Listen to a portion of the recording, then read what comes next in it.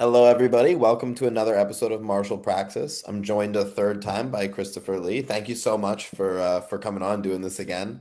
Thank you for having me again. Hopefully, we have some cameos from your cat.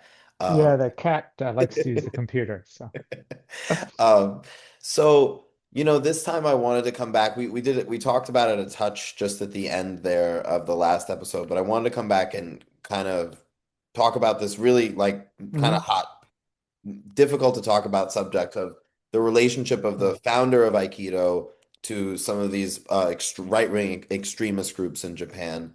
And I guess one of the Right. things I'm curious about, like obviously, as far as my understanding, he's documented being, I'm not sure if a member, but being around the Black Dragon Society. Can you tell me a little bit more about like what that was? I was researching them and I was like, man, this is like a much bigger topic than I realized.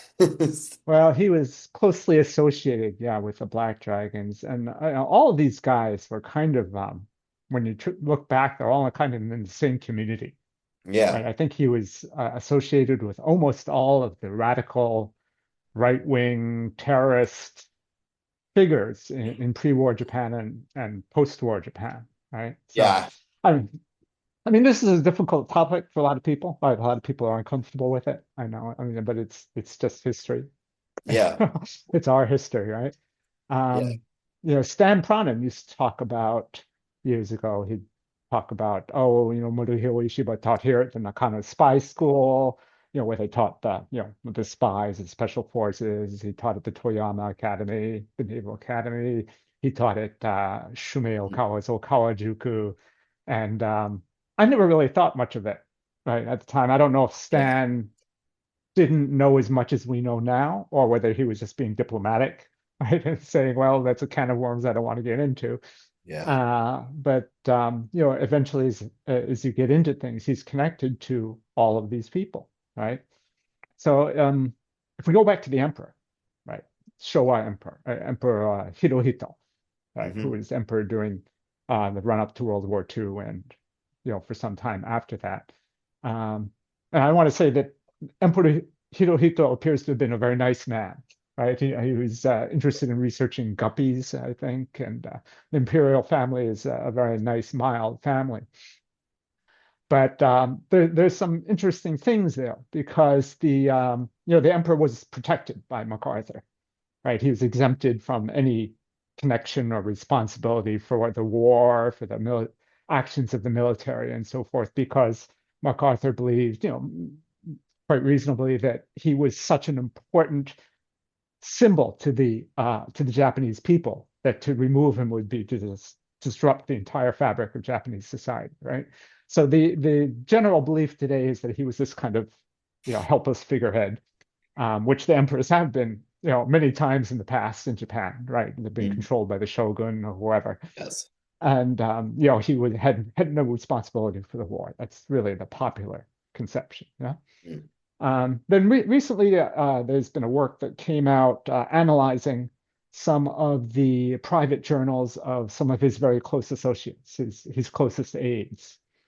And one of the things that they concluded was that the emperor was not only active in decision making during the war, he was actually in favor of military expansion during the Mm. war. And at some points, he was actually more aggressively in favor of military action than the generals were, which is quite a lot, right? So he was a zealot, so to speak. Well, he was a zealot, but I mean, as it examines it, the interesting thing is that it examines also his motivations, right? Because they talk about their associations with the emperor, and his number one overriding priority was Banseiikei, the preservation of the unbroken imperial line. Right, Mm. Banseiikei is the way they used to phrase it. That phrase appears in the imperial rescript, and it's the basis of the belief that the emperor was a god. Right, he's descended Yes. from Amaterasu Murakami. There is an unbroken imperial line for however many thousands of years, and he's that direct descendant. Mm. And the imperial line does indeed to be the longest unbroken imperial line in the world, right? So Wow. there's something there, even if whether it goes back to Amaterasu Mikami or you believe in that or not. Yeah. Um, In any case, his belief was in that Banseiikei, and this phrase, which is interesting for Aikido people, um, was actually removed from textbooks after the war, right, for Mm, obvious reasons, right, because the yes. emperor, came on when he surrendered and said that he was not a god, right, and they've worked to kind of put that narrative away. But in the 1960s, And that was also like right, in the hope partially, right, of like preventing things like seppuku and yeah, yeah, kind I of mean, talk people down from some of that. right. There was they wanted to, well, understandable, eliminate that kind of thing, right? So in Yes. the 1960s, or around 1960, Morihei Ueshiba gave a series of lectures to the Byakko Shinkokai, the White Light Society, which are the people that do the peace on earth, the peace polls, if you've seen the Mm, peace polls, right? yes. And they're collected in Takemusa Aiki, which is a book of his lectures, right? And they've been translated not so accurately by John Stevens into a collection. I think it was I can't remember what they called the English title, but in the first chapter he defines Aikido, right, for the audience, and in a series of bullet points. The very first bullet point is Aikido is the great way of the Banseiikei, the unbroken imperial line, in Interesting. 1960, which is well after the war, which Wow. goes back to Morihei Ueshiba before the war at the Kobukan, the Imperial Hall of Martial Arts. His organization was the Kobukai, right? The Yeah. Imperial Martial Arts Association.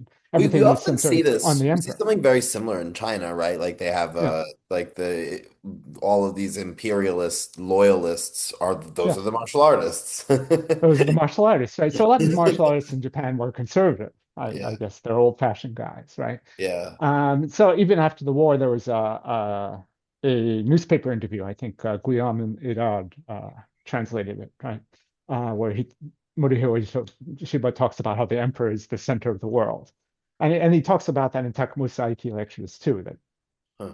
yeah, the emperor is the center of the world. Japan is the center of the world. All the nations of the world gather around Japan, which is the pre-war methodology or the ideology. But of course, in 1960, maybe not so much. So Yeah. in any case, so we go back. The emperor's primary objective before the war was the preservation of the imperial line, that Banseiikei. That was his number one, overriding everything else, right? And if they had to go and conquer Southeast Asia, well, that's just fine, right? I mean, he wasn't. I don't. It doesn't appear that he wanted to go out and build a personal empire, right? He didn't Yes. want to go out and subjugate people just to subjugate them. But his goal was the preservation of the imperial line, and in order to do that, you do what you did, right? Yeah, That's the yeah. way You it do whatever goes, you have right? to do. Right. So here we have Morihei Ueshiba, and he's talking about peace and love and the world family. And all that language didn't begin suddenly after the war, right? It began in the 1920s, right? In the 1920s, it talks about how Budo is love, right? It talks about the world family, right? He's talking about world peace. But of course, world peace is not a objective quantity, right? Everybody wants peace, right? Yeah. Netanyahu wants peace, right? Yes, yes, yes. Uh, Vladimir Zelensky wants peace. Putin The wants question is, peace. what Trump conditions wants are you peace, willing to accept in order to have right? peace, right? Like there's So, always so conditional on, it's like it's I always love conditional. peace too, but if you move into my Yeah, house, right, right, it's not going to be right. peaceful, right? That's right. So, how do you define peace, and Yeah. what are you willing to do to get it? Yes. Right. So, for the emperor, he wanted to preserve the imperial line. He was willing to invade China, right, and Yeah. do whatever because that's how we're going to save Japan Have and also have peace, right? Eventually. and And also have this peace. isn't Right. to justify it, but it's just to understand the motivations clearly. Right. It's peace under the imperial family in the Japanese Empire, which is Yes. also Morihei Ueshiba's idea, right? He had this right-wing ultranationalist utopian vision, right, of a religious Yeah. utopia that was all centered around the emperor at the middle. Everything's centered around Japan, and especially before the war, well, if they had to commit a few assassinations in order to do that, That's just the way it goes, Yeah. right? And And that's what kind of like where that Black Dragon Society would come in a a little Black bit, right? Dragon Society comes in. So Ryohei Uchida was the motivating force behind the Black Dragons. He was a disciple of Mitsuru Toyama, right, who was the kind of the granddaddy of right-wing ultranationalists and Pan-Asians in Japan, right? Mitsuru Toyama was very close with Onisaburo Deguchi, right?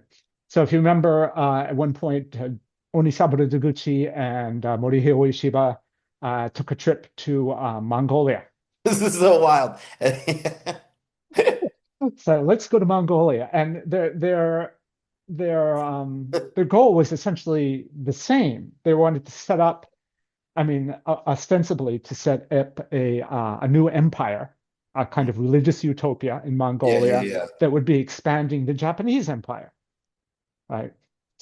And they went, and Deguchi was a troublemaker, right? He got in trouble with the warlords because basically he was agitating, Mm. and they got arrested, right? Actually, their translator, their liaison with the warlords was executed, right?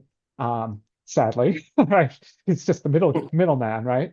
And they were scheduled to be executed as well until they were rescued by Kohinata Hakuro, right? He was a Japanese agitator, right, who was sent Huh. to Mongolia to cause trouble, basically, right? Cause trouble and Wow. revolution and so forth, who was sent there by Mitsuru Toyama, right? So They got Kohinata their butt Hakuro, saved by the granddad. but yeah, so he rescued them, right? They all went home.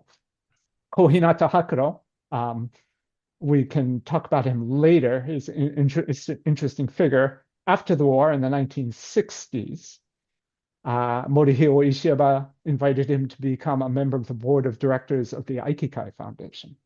Huh. While he was on the board of directors of the Aikikai, this is in the 1960s, way after the war.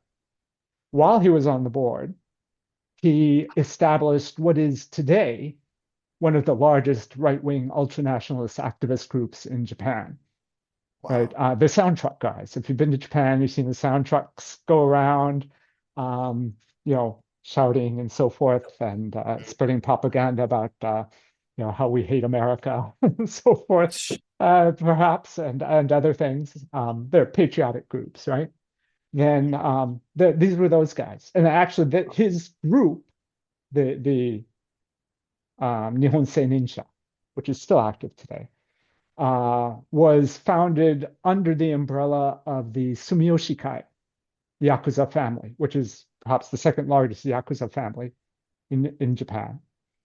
And that group was part of one of a number of action groups, right? The guys you call out when you want legs broken, businesses put out of business, right? Because you're parking the sound truck in front of them all day. One of a number of action groups run by Yoshio Kodama, who was kind of the fixer, the Yakuza fixer in post-war Japan. People may remember him because of the Lufthansa scandal with Kakue Tanaka, right? But anyway, he was a major Yakuza fixer.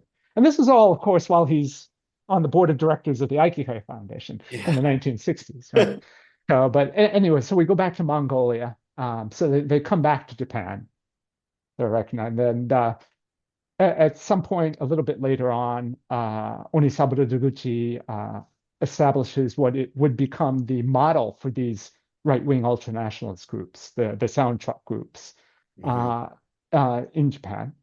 And the vice chairman of that group was Ryohei Uchida, right? So if you look, I have photos of the meeting where they're establishing this group, and Toyama is sitting there on stage next to Deguchi, and Ryohei Uchida is the vice chairman. And these groups, basically, it's a paramilitary group, right? I've Yeah. also posted pictures of them with, rifles and doing paramilitary training. They would But also like invite, especially espionage and sort of like assassinations and yeah, these type yeah. of things So that you wouldn't yeah, want carried out by the proper government, right? Like it's yeah, the yeah, yeah. So it's kind of an action group, right? yeah. And they were instructed by Morihei Ueshiba, right? They had dojos all over the place, right? Wow. Morihei Ueshiba would go teach them. So Morihei Ueshiba himself, around this time, established a right-wing ultranationalist youth group, the Imperial Youth Association. This was headquartered in Hombu Dojo, right, which was his house. It had approximately 800 members, and it was associated with Omoto, right, Onisaburo Deguchi, and the Black Dragons, right. So all these guys were kind of tied together, right? Um, in his house, right? Morihei Ueshiba was often visited by the seminal figures, the terrorists in pre-war Japan, right? Um, Kingoro Hashimoto, who was a colonel who was involved in many things from the rape of Nanking to, you know, various coup attempts, formed an organization called the Sakurai, right? The Cherry Blossom Society. And they would meet. Now, when Stan Pronin talked about this years ago, he used to say, "Oh, the Sakurai would meet in the Kobukan dojo," which sounds okay. They're meeting in the dojo, but if you look at an actual diagram of the dojo, right, it's all one thing. His house and the dojo are all one building, right? And of course, they're not sitting around on the mat, right? You don't because they'd have generals and so forth and important people coming in. They're meeting in his living room, basically. Yeah. So Wow. I mean, he's bringing in all these people in the Sakurai. Um, for example, Taku Mikami was one of the people who was associated with that. Taku Mikami was one of a group of young naval officers who actually succeeded in assassinating a prime minister. Wow. That was Inukai Tsuyoshi, right? So there was a group of them. It was a movement called the Showa Restoration. The goal was to restore power to the emperor, complete power to the emperor, right? So that assassination of the prime minister, Inukai Tsuyoshi, really marked the end of civilian rule in Japan. After that, everything really shifted, the power shifted to the military. Oh, And the reason I mentioned that is that these guys that were surrounding him, I mentioned Kingoto Hashimoto because he was also involved in the plots, and yeah. we talked a little bit about, but and Shumei Okawa, who is Morihei Ueshiba's very, very close friend, both Yeah. before and after the war. Um, these guys were the people who essentially radicalized Japan, right? Yes. And they were Yes. instigating domestic terrorism, driving everything further and further to the right, right? Yep. And after the war, during the trials, these two people, Shumei Okawa, right, Morihei Ueshiba's close friend, and Kingoro Hashimoto, Hashimoto. right, Yeah. right, these two people were accused by the prosecutor of starting the war in the Pacific. Those are his exact words. You two guys started the war in the Pacific. Shumei Okawa was the brains. Kingoro Hashimoto was the fire, right? He Yeah. was the Yeah. activist, right? Now, of course, that's, prosecutors have to say various things, It's and of it's not course as simple as reductionist, that. right? But Yeah, there's a but maybe a thread of truth there or something to be. there's a thread of truth there, right? So, I mean, they were important in the radicalization of Yeah. Japan, right? So they would meet in the Wild. Kobukan dojo. Takumukami was a very frequent visitor to the Ueshiba household. He hid out in Iwama with Morihei Ueshiba after the war, right? I think around 1940, Takumukami was actually pardoned by Morihei Ueshiba's patron and student, Konoe Fumimaro, the wartime prime minister, and he Yeah. acted as Fumimato's bodyguard or something. And then after the war, he kind of hid out in Iwama. And then in 1960, he was again arrested for plotting a coup d'état with assassinations of government ministers and so forth. They again never went anywhere. So I mean, all these people pretty much it went on without interruption from pre-war to post-war. Right. So So when did, um oh, go ahead. no, no, Oh, I'm well, sorry. no, I just had a question. Like, when it comes to Omoto and also with Aikido, right? I Yeah, think we spoke you mentioned earlier like this notion that the peace that they talk about, right? So the right, notion of right. peace in Omoto or the notion of peace in Aikido is centered around this unbroken line of the emperor and Yeah, its yeah. protection and his sovereignty and him being having like a divine mandate basically. Right, right. So, my impression is that Morihei Ueshiba was fairly honest about that. He actually believed in the emperor and the imperial household, that the Yeah. world should be focused upon the imperial household. Onisaburo Deguchi himself was kind of a huckster, right? He was an Hmm. opportunist. Yeah, that makes sense.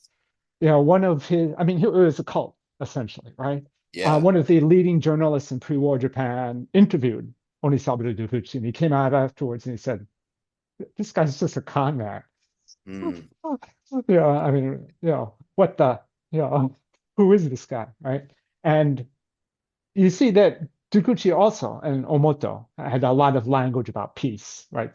The world family, the whole language about the world family came from Deguchi, right? And Omoto Kyo, right? It's not something that Morihei Ueshiba came up with. Yeah. You see a Morihei lot of the Ueshiba was a language being believer, mirrored. right? But it came from Deguchi. And as time went on into the 30s, and Deguchi established his paramilitary corps, right? Which is, Morihei Ueshiba was instructing. You can see pictures of him reviewing the troops, all wearing military uniforms and so forth. You have pictures of Deguchi reviewing the troops on a white horse, for example, which is a symbol of the imperial household, the emperor, right? That's a no-no. Uh, Huh. um, and you do see people say that, well, Deguchi was arrested during the Omoto suppression, right, in 1936 because he was opposed to the war. And Hmm. that's not really correct. Yeah. There, What there actually was happened there? there was Omoto was peace oriented, but as time went on, it was the same thing. At some point, they committed to military action, and it became Kodo Omoto. Kodo meaning the imperial way Emoto, Hmm. right? And he was involved, of course, with Mitsuru Toyama and those people, and they became more. Um, they leaned towards endorsing military action, and part of that was that Deguchi himself started hinting that he himself was the legitimate heir to the imperial family. Yeah. There's kind of a complicated Wow. theory about how the emperor, the Showa emperor Hirohito was actually not legitimate, right? And there was actually the real line, which goes down to Taguchi, and yeah, and of course this was not popular Yeah, with the no, that's imperial wild. household, Yeah. in the pre-war Japan, right? So this is when you talk about the Omoto suppression, essentially this is what happened. He started Mm. hinting that he was the true emperor. He had his paramilitary groups going. He was involved in planning coup d'états with Morihei Ueshiba and Kingodo Hashimoto, Huh. right? Um, Of Hirohito? well, ostensibly, it's part of the Showa restoration, right? To restore the emperor's full authority. But I think where he was So headed it in was his that was mind, post-war. oh, no, no, the Showa restoration is pre-war, Oh no, okay. pre-war.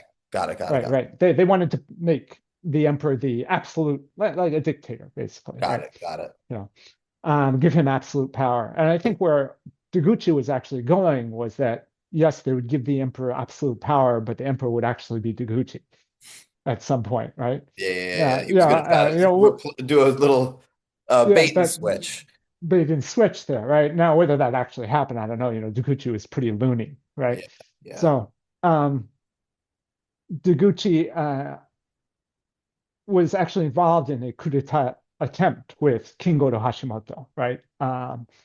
They had planned to assassinate various imperial ministers and install a military dictatorship under Sadao Araki, right? Sadao Araki was Minister of War, a big name general.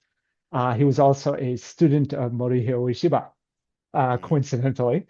Wow. And he doesn't appear to have really been involved in this. I think this was their idea, right? They were going to, pull off this attempt. They had 10 full companies of Imperial Guards, for example. They had 10 bombers from the Wow. Imperial Navy Air Force, and they were supposedly going to have, I don't know, 30,000 Omoto followers who would rise up spontaneously and Wow. overthrow the government, right? But I don't think they actually appeared. The deal with Morihei Ueshiba was that he was to act as King Goro Hashimoto's personal bodyguard during this coup attempt.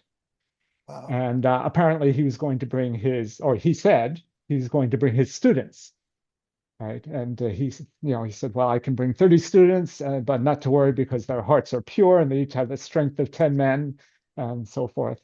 We don't actually know if the students were aware of this, yeah, that It's they were wild. being volunteered, right, Yeah, for this really. coup attempt. But Morihei Ueshiba was involved in this, and this coup attempt was planning to assassinate people. Basically, it's a domestic terrorist Yeah, event, yeah, right? yeah. The fact is that it didn't come off, right? I mean, the word leaked out. Sadao Araki himself clamped down on the whole thing. Kingoro Hashimoto ended up going under house arrest for like 10 days, which was nothing. But I mean, things were so volatile then. I think they weren't willing to really They didn't clamp want to down on upset the people. cart. Yeah, That's right, right. So, but it all fell apart. yeah. But it, even given that it fell apart, Morihei Ueshiba was there and it was being planned, Yeah, right? He that's was not like planning to that's assess. it's a real thing that's not He that's a was crime, planning to, right? yeah, Regardless of it's whether a it was crime. you're just planning it seriously or or Yeah, you committed it. Yeah. that's a crime. And then, he wasn't, well, Morihei Ueshiba was never prosecuted for this or anything. Even Kingoro Hashimoto received a very light Yeah, a slap punishment, on the right? wrist. Yeah. Slap on the wrist. And Morihei Ueshiba in all these events um, was always kind of a hanger on, right? He's associated with it. He's enabling. He's supporting. He's Yeah, yeah, involved, yeah. Yeah. right? But he's not a major figure. I mean, and if you look at, say, the Omoto suppression, right, when Onisaburo Deguchi and the top leadership of the Omoto went away to prison. Yeah. Uh, Morihei Ueshiba himself escaped prosecution, right? And of course, the story is also that always that he was protected um, from the suppression by Kenji Tomita, who was the Osaka police chief, who was one of his students. Hmm. Um, Kenji Tomita himself is an interesting figure. We'll talk about him in a moment, but I think he was protected by Tomita, and he hid out basically in his house and the house of another Osaka police chief. Oh. But I think essentially what happened is that Morihei Ueshiba wasn't very important. Yeah. He was the guy, he'd have everybody over to his house. He'd say, Yeah. yeah, let's do this. He volunteered to participate, but he never killed anybody, right? Yeah. He didn't actually throw any bombs. So he was Yeah. associated, but he wasn't a very important associate, Yeah, which he didn't have depending on how huge you look at, resources to commit, yeah, right? So right, he was right. like So, connected and involved and, right, a right, part of it, but not necessarily, funding it or providing men or right. Yeah, so he was in the Ku Klux Klan, but he was just a member, yeah. which is Well, I not a think good look, however way you put it, right? one interesting thing is the youth organization that you mentioned, just because, Yeah. it's very funny today, not in any relationship to the Mm, podcast. I have a couple of students, two brothers who I know are leaving at the end of the month, and I yeah. just have started to sort of mix up their names again already because I'm starting to forget them because I know they're not going to be Yeah. there. And I was like, man, I must have had thousands of kids that I've trained. Right, right. Like just working full time training, teaching classes 7 days a week.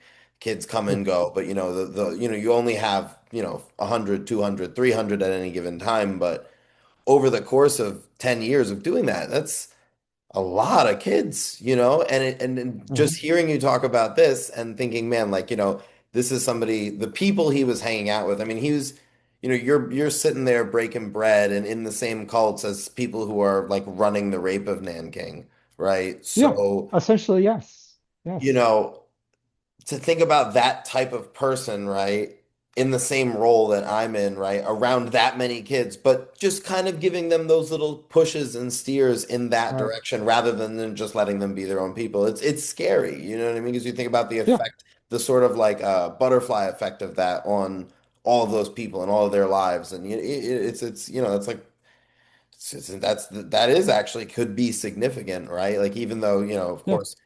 functionally he wasn't that important in these groups. That's right. That's right. Right. So, if we go back to Kenji Tomita, who is interesting, right? As I Yeah. say, who defended or hid Morihei Ueshiba during the Omoto suppression in 1936. Kenji Tomita was the former chief of police of Osaka Prefecture. He became cabinet secretary to Morihei Ueshiba's patron and student Konoe Fumimaro, who was Yeah. prime minister of Japan. Konoe Fumimaro he was the person who signed the Axis Pact with Italy and Germany, right? Wow. Konoe Fumimaro was the person who developed Japanese fascism, right? Now, some people don't like the word fascism, right? In regards to Japan, and that's a legitimate argument academically, right? Because a lot of Yeah, yeah, people yeah. say, well, what happened in Japan wasn't really fascism, right? It's not It's the a same kind of It's a fascism. Western phenomenon. It's It's a like it's a calling, Western phenomenon yeah, and yeah, so yeah. forth and so on, and that's legitimate, right? That's why I usually say Japanese fascism, right? Yeah. As opposed to just fascism, right? But Yeah, yeah, yeah. It's its Konoe own breed. Fumimaro instituted that Japanese fascism, right? The Shintaisei Undo.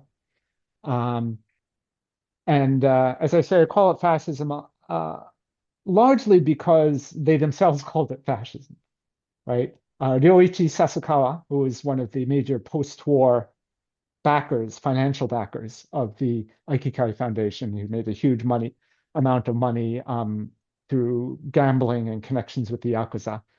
He called himself the world's richest fascist, right? He had a private air force before the war. Um, Kenji Tomita himself, the police chief, gave speeches on fascism to Yoshio Kodama's right-wing ultranationalist organization before the war. Yoshio Kodama, if you remember, is the Yakuza fixer from after the war, Yes. who is associated with Kohinata Hakuro, And this right? is another common thing that these paramilitary groups, right, they turn into gangs, right? Like we see Right. a lot of this in China too, that Yeah. like Boxer Rebellion, Yeah. imperialist, like Yeah. loyalists became triads, right? And you see Yeah. the Yeah. opening of the martial arts forms often has That's right. the That's gang right. sides hidden in. Yeah. And then we can speak about that later because there's another interesting story that Ellis just translated. Oh, Okay, we'll get there. Kenji Tomita, right, gave lectures on fascism, right? This group the activist group that Deguchi founded would bring in for a couple of people they brought in as lecturers were close friends, Japanese people, but close friends of Benito Mussolini, right? mm, And they would give lectures on fascism to Deguchi's youth group, right? Um, Ryoichi Sasakawa himself, the post-war financial backer of the Aikikai, idolized Benito Mussolini. He called him the perfect fascist, right?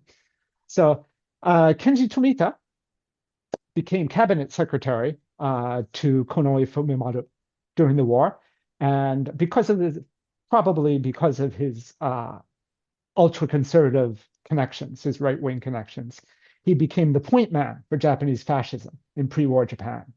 So when pre-war fascism in Japan rose, it was because of Konoe Fumimaro, who is Morihei Ueshiba's student, and Kenji Tomita, right? mm. Kenji Tomita later became cabinet secretary to Hideki Tojo, right? Most people are Yep. familiar with the bald guy. Yeah, totally. No offense, Mhm. right? So secretary to he was also cabinet secretary to Hideki Tojo, right? And if you see after the war, during the wartime trials, I read the transcripts. He was very clever. He said, well, I was a secretary. I made appointments. I made phone calls, that kind of thing. Secretaries have no power, right? And so he escaped prosecution. And then after in 1947, 1948, when they established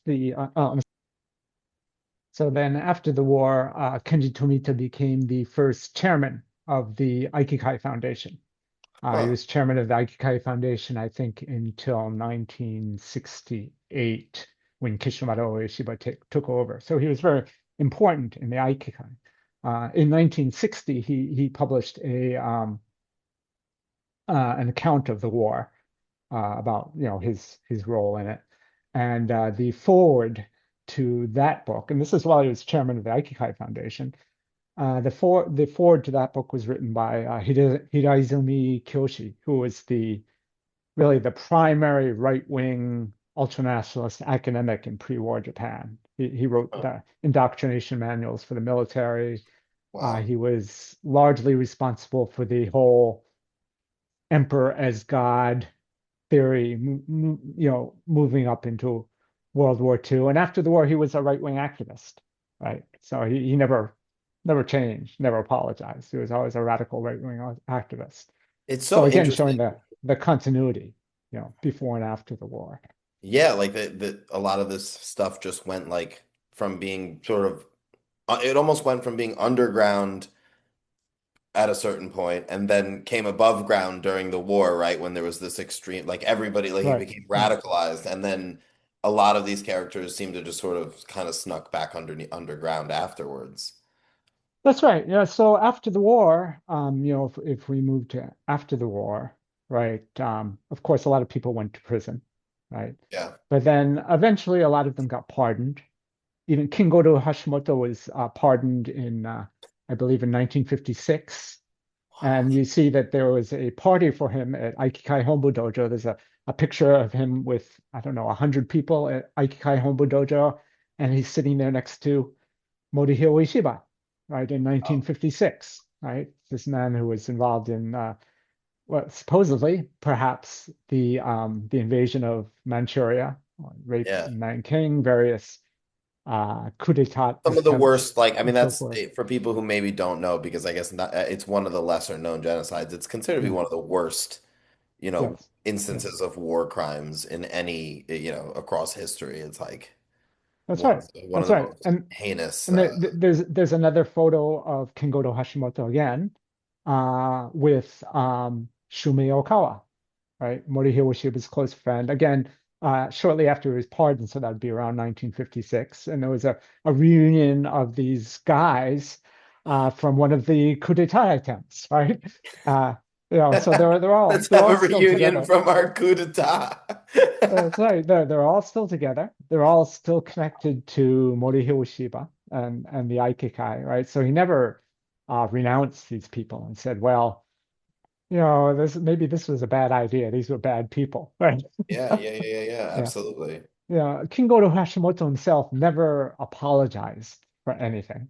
Well, I mean, that's not quite correct. He did apologize, and he apologized to the Japanese people, and he apologized because he failed. Yeah, yeah, He yeah. said, I'm sorry, we were unable you know, to What we were spread the supposed, glory of the what we were trying Japanese to do. Yeah, empire, right? We're not sorry that we, killed all these people, right? or whatever. Yeah. So that's it continued, without break after all. It was all the same actors, right? Shumei Okawa was present after the war. Kohinata Hakudo was present after the war. Kenji Tomita was present after the war. The Aikikai was funded by Ryoichi Sasakawa, right? Who's the wealthiest fascist in the world, which is fascist, Ryoichi Sasakawa, and the former president of the Black Dragon Society, and Yoshio Kodama and Shumei Okawa were actually involved in a conspiracy after the war. This was documented by the CIA. I know people sometimes hate the CIA, but it's now, through freedom of information, it's yeah, yeah, yeah. available. It's an You can available document. it's an available document. They had a conspiracy together to Wow. rebuild the Japanese military after the war, right? So as I was saying, these people really got pardoned, right? Sasakawa, for example, was pardoned, or not really pardoned. He was never really convicted. He was kind of a Class A war criminal, but I think the occupation forces and MacArthur felt that he would be more useful fighting communism, which he hated, Huh. than being put in jail. And that Yeah, was yeah, yeah, part of his thing, right? He was an anti-communist, and he was instrumental in bringing. He was the primary force in bringing the Unification Church into Japan, yeah. Interesting. or the Moonies, right? Yeah, So, which is another thing because the Moonies were also anti-communist at the yeah, time. yeah, yeah, yeah, yeah. And if you're familiar with Japanese politics now, there have been quite a lot of um, well, ruckus involving the Unification Church, which was officially dissolved in Japan, but is now reforming apparently under another name. The former Prime Minister Shinzo Abe was assassinated, um, if you remember, by a man whose mother had been taken. Basically, Yeah, her entire savings had been scammed by the Unification Church. yeah, yeah, yeah, And there have been various scandals involving the ruling Japanese Liberal Democratic Party and how they took money from the Unification Church and so forth.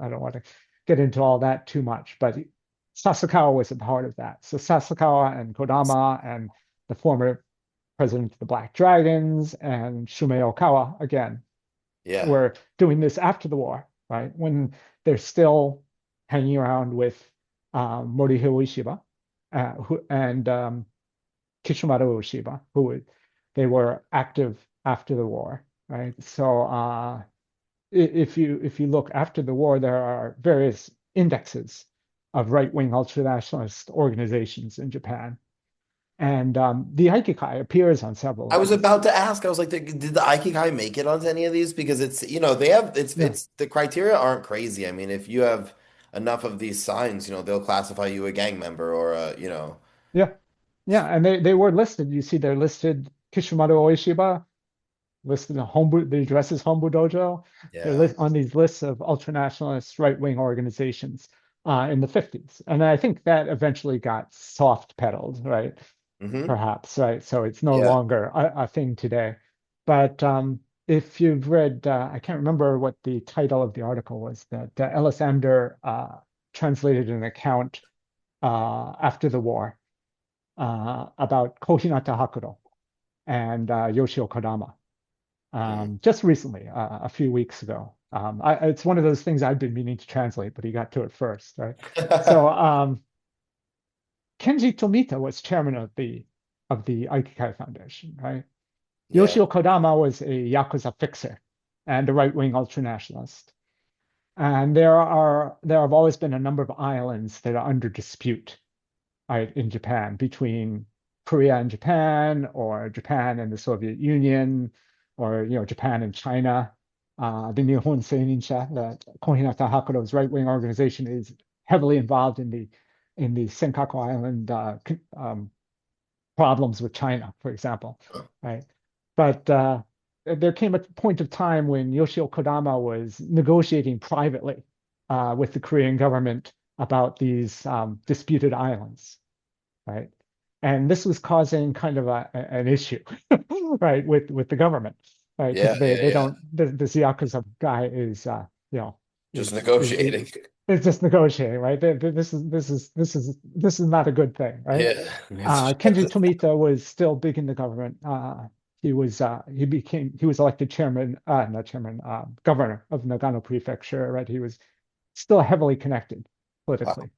Uh, Kenji Tomita calls up Kohinata Hakuro, right? Because Kenji Tomita also knew Kodama, of course, but Kohinata Hakuro, if you remember, in the 1960s, he was also on the board of directors of the Aikikai. Yes. Kohinata Hakuro had formed the Nihon Seininsha, which is this, I believe, the second largest right-wing Those are the sound ultranationalist, truck guys. the soundtrack guys in Japan, right? A huge Is it ultranationalist kind of like group. a triangular truck with like billboards? Like Yeah, the, they're usually the black, and they have, of course, yeah. Yeah, I Japanese actually flags remember and seeing them and hearing them, being like, yeah. what the heck is that? Yeah, they have the naval emblem, the rising sun flag on them Yes. often. If you look on the internet, they have pictures of the members standing on top of the sound trucks, saluting and so forth. Um, so they're action groups, right? So Kohinata Hakuro was founding this action group under the Sumiyoshi Yakuza family, which I think was number two at the time to Yamaguchi-gumi, which was the number one Yakuza family in Japan.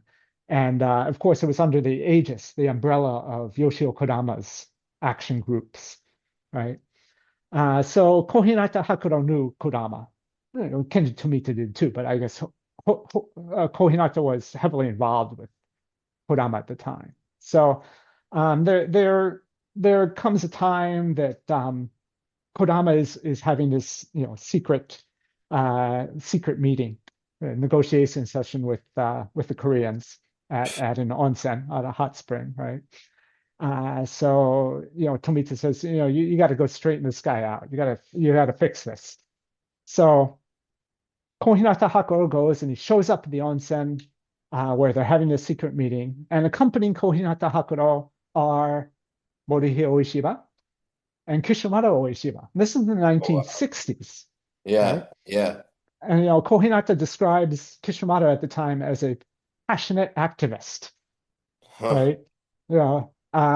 Now Ellis discusses this a little bit about whether he's actually passionate or not. I don't Yeah. know, but Yeah. he was Yeah. certainly still involved in right-wing politics In 20 the years 60s. after the war, Wow. right? So they go in and they have a kerfluffle. Essentially, there's a division between the in the right wing, as there was pre-war. There were lots of right-wing organizations, right? Yeah. There's a division in the pre-wing between in the right wing between people like Kodama, who they call the vested interest right wing, basically the guys who are trying to profit off of being right-wing ultranationalists, right? Yes. Or maybe we're right-wing, but why not make a buck at the same time? Yeah. Yeah. And Yeah. Yeah. Yeah. the nationalist right wing, which are they're patriots. Yes. Yeah.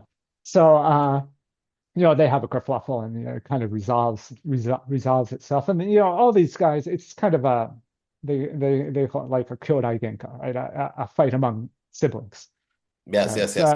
Yes. All these guys are all Quibbling. related. Yeah, it's quibbling among, right? So all these guys are, kind of related in each Wow. other. But what it demonstrates, interestingly, is that the continuity of the Yeah. Yeah. right-wing ultranationalist and the ideology of Morihei Ueshiba, And the from before the involvement. war Yeah. to after the war, right? And even today, the Aikikai has some right-wing ties. Huh. And I'm not saying that Morihei Ueshiba or Mitsuru Ueshiba, I'm not saying that Yeah. Yeah. Yeah. Yeah. they're fascists or they're right-wing, um, but they still take money from the Sasakawa Foundation, right? Gotcha. Because Ryoichi Sasakawa, if you remember him, at some point he decided he wanted to win the Nobel Peace Prize, right? Huh. So, and if that narrative sounds familiar, right? Maybe Yes, maybe it it should does. today, right? So he campaigned very heavily for the Peace Prize. He created charitable foundations. He donated a lot of money, and his the Sasakawa Foundation was very aggressively prosecuted anybody who uh, spoke in a manner contrary to that narrative. I Huh. don't think that's true today, but of course he's long gone, Yeah. right? But one of the things that he did was sponsor sports organizations, right? So the reason why the Aikikai today is affiliated with the Olympics and the World Games is because it was Sasakawa's suggestion that they do so. And at the time, a suggestion from Sasakawa, who is essentially like the godfather, it's not one of those things you ignore, right? He Yeah. says, well, Yeah. I think this would be a good idea. Kishimoto Ueshiba said, I understand. Yeah. And that's why the Aikikai today is a member of the affiliated with the Olympic Games, as opposed to Totally. other organizations that are perhaps more appropriately, It's you know, fascinating. It seems like, affiliated. there's a really there's a really potent combination here of kind of factors like the religious element coming from Right. Omoto, and then in other cases, Yeah. maybe like, like speaking about the Moonies, um, that religious element, then there's this Mhm. like political leaning, right? This Yeah, like loyalist, conservative, wanting to preserve something against, outside forces, yeah, and yeah, then the martial arts element too. And I think that this sort of kind of can inform us a little bit about practice. I mean, I see something in the jujitsu world that's kind of interestingly similar, where you get like some very like heavily like right-wing leaning people, and then like some mm, really like usually small church Christianity, right? Like they're yeah, not yeah, Catholics or Lutherans or some bigger denomination. It's a little church that all that whole group of people they're all friends with that they all go to, right, right? So right. you see this combination of like religion and then a little bit of a radicalized political ideology, and then they're all training buddies, Yeah, right? So it's kind of yeah, it's an interesting thing, and I think that this can also lead to radicalization, right? And it's something yeah, to watch out for, right? Is that yeah, like, hey, like yeah, you fall in with these people, you're training with them, and it's kind of crazy because it's with the, this, it's like in these times, it's wild to think you could be involved with, oh yeah, I started to train with this guy and now, I'm hanging out with Yakuza yeah, fixers and yeah. paramilitary. Yeah, yeah. That's wild, but it can happen, right? And It can happen. And as I say today, there are still some conservative ties in the Aikikai. I'm not saying that Aikikai is a radical right organization, but a member of the board of directors of the Aikikai, there's a Japanese politician called Yamatani Eriko, and she's very, very far right. She's affiliated with the extreme right, with Korean hate groups. I mean, yeah, groups that yeah, made hate speech about Koreans. And yeah, I understand in the Aikikai that there's a publicity value in politicians, right? So if you're in Japan, so anytime there's a politician who does Aikido, they trot them out at events and they give speeches and yeah. there's some prestige. I understand that. No, it's the same thing But here. If the president or somebody calls you in yeah, and says, "Hey, I'm promoting the martial arts," it's a hard call to say, "Oh, do yeah, you go you're in and going to do bring them that?" out. Yeah, To you're going to bring them out. Yeah, That's right. That's right. But given the history of the Aikikai, right? yeah. For me, I think it would be better if they just severed everything, Yeah, you all would think it would be ties the right move to to distance up, but politics, whether also, yeah, whether they're liberal or conservative or whatever crazy political views you can come up with. Just it has nothing to do with the mission or the training that I you're going think under today, right?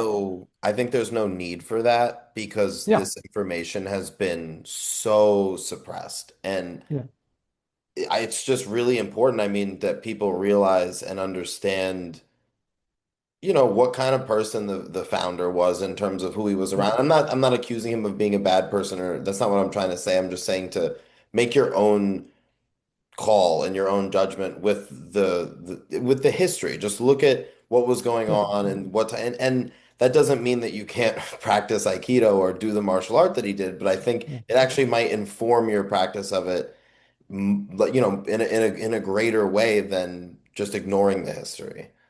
Yeah, yeah. I mean, the training should stand on its own, right? It Yes. shouldn't depend on the morality of someone that you don't really know, Yeah. right? And maybe they were moral, 100%. maybe they weren't. I mean, because if you look at Morihei Ueshiba's morality and his goals, right, of a world-spanning empire, I mean, it's a utopia. It's all peaceful, but it's all under the emperor. I Yeah. think there are very few people today who would say, "Yeah, that's what I want."